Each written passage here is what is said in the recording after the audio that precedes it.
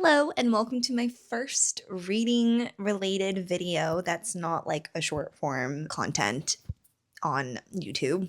I just wanted to pop in here and thought I would just share my reading journey with the internet. Growing up, I just did not read and I did not identify as a reader. It was to the point where I had so much shame that was related and connected with my reading abilities because I felt like I was never good enough. When I was in elementary, actually from elementary to high school, I believe, our school, I grew up in public schools, but we use this program called Accelerated Reader, and probably a lot of people know of this program. It is where you basically take a reading comprehension test. It tests your comprehension, but also your vocabulary, and it will gradually make each question harder to see where your breaking point is. And it wants to figure out what your grade level reading average is. If your grade point average is like a 4.5, that would mean you are reading at a fourth grade reading level 5 months into that school year. So I would say my test anxiety started because of Accelerated Reader as a kid. And you take it on the computer, it's like a multiple choice. It gives you a passage, fill in the blank, or it asks you to, like, you know, just very normal reading comprehension questions. I would test kind of like on grade level for a bit. And I would say when I became like an upper elementary, even like middle school, that's where everything just started to fall apart. Because the thing is, I just didn't read as a kid. I did not enjoy reading. I never found a book that I like gravitated towards. It was so bad that my mom would actually say that she would pay me if I finished a book. She would say, like, if you read a book and you show me that you finished it, you tell me like a little summary about it, then I will give you $5 per book. And I still wouldn't read. Even though I'm like, oh, I want that money, I still wouldn't do it. So I had a really tough relationship with reading, mostly because I felt like I was not good at it. So when I was like in middle school, like eighth grade, I would be reading at like a fifth grade, sixth grade reading level. And there was just so much shame around that because it was very public. So people could see what my reading level is, and we were only allowed to like pick books from the library according to our reading level. Anyway, it wasn't until I would say freshman year of high school that I started to read Twilight. And I fell in love with Edward and Jacob and Bella and fell in love with that story. And I started reading book one, two, three, and four. And my mom and my sister, everyone was like, oh my gosh, she's reading. But it was so fun. And then that segued into Harry Potter, and I read all the Harry Potter series, and it really just kickstarted this like understanding that reading is actually fun and that it's not just because I have to, but by reading, I get to enter into a new world and it's like watching a movie, but even better at times. I think that's when I first understood. And that's when I also started to kind of challenge myself with taking more honors English and AP English in high school. So that's kind of what started my understanding that reading is not just something out there to get me, but it is something that is enjoyable. Once I hit college, though, I was very busy with just schoolwork and stuff. So I studied education, elementary ed. Once I graduated college, I started to read all of like Taylor Jenkins Reid's books. I started to get into all of kind of like the trendy books. Then I discovered Goodreads and saw that there's like a challenge, and I started to just document my reads and the different types of books that and I started to branch out into different genres. Yeah, and here I am, just in love with reading and in love with exploring different types of books.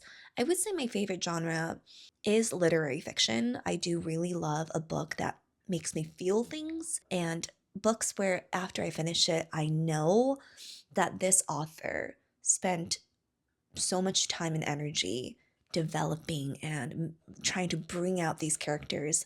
Yeah, and I love books that make me think and feel. And sometimes I am a mood reader. Sometimes I just need a good romantic comedy to get me back into reading, and I just need to, turn off my brain a little.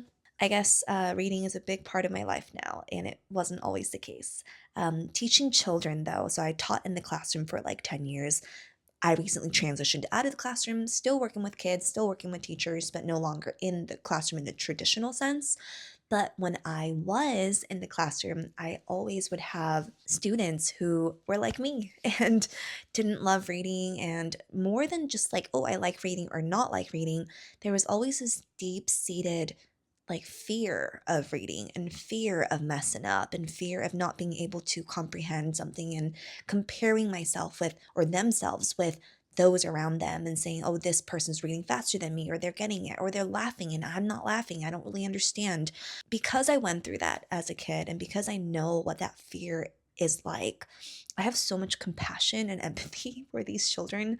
And I worked and still continue, if I were in the classroom, would still continue to work really hard to help these children know that, hey, it's not you. It's really you haven't found the right book yet. And if that's not the issue, then really working on their phonics, getting them to keep reading, because you can't be a better reader or writer unless you read more, unless you write more, right? You got to just put in the work. Um, Reading is, there's no shortcut to it. You just need to read more. And as you continue to read, your fluency gets better, your comprehension gets better, you literally become a better reader as you read more, which makes sense, right?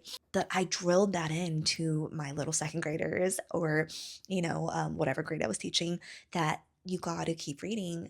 And I made that a really big part of my curriculum back then. But anyway, I am currently, I guess I could share this. I am currently reading Hamnet. I just started it because I just finished my previous book, which is The Sirens. I made a little shorts video.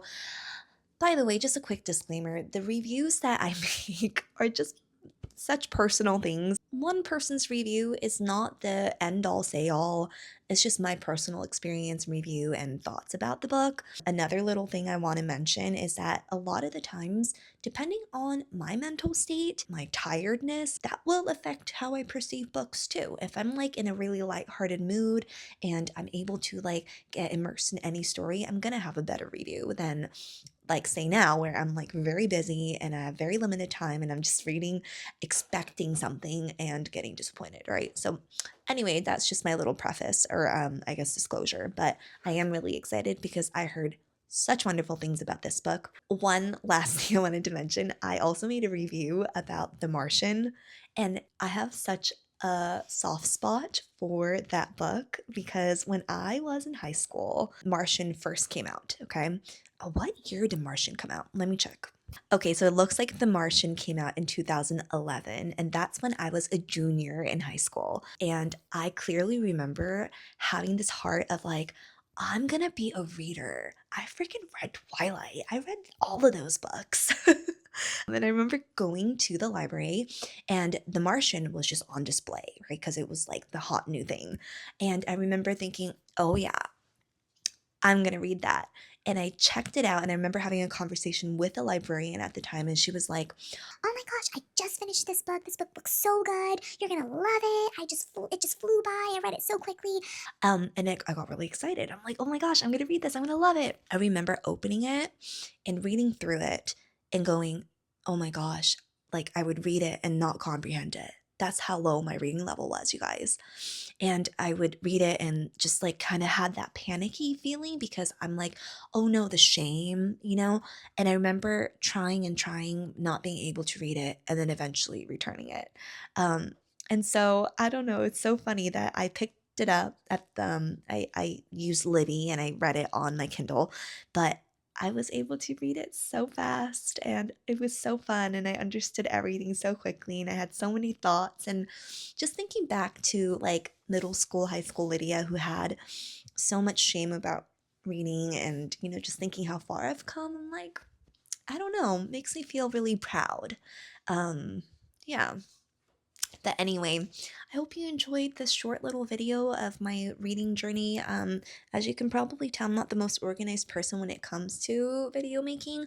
I just like to speak my thoughts. So sorry if this was a little bit chaotic, but I hope you enjoyed. And if you are someone who is thinking about or wanting to read but don't know where to start, I'll just say find a book where you could read it and you feel like you could obviously understand it with your reading comprehension skills, but also a book that like you might not find the book right away, right? You might have to dabble here and there, but fantasy, romance, whatever it is, just try it out. And the more you read, the better you'll get.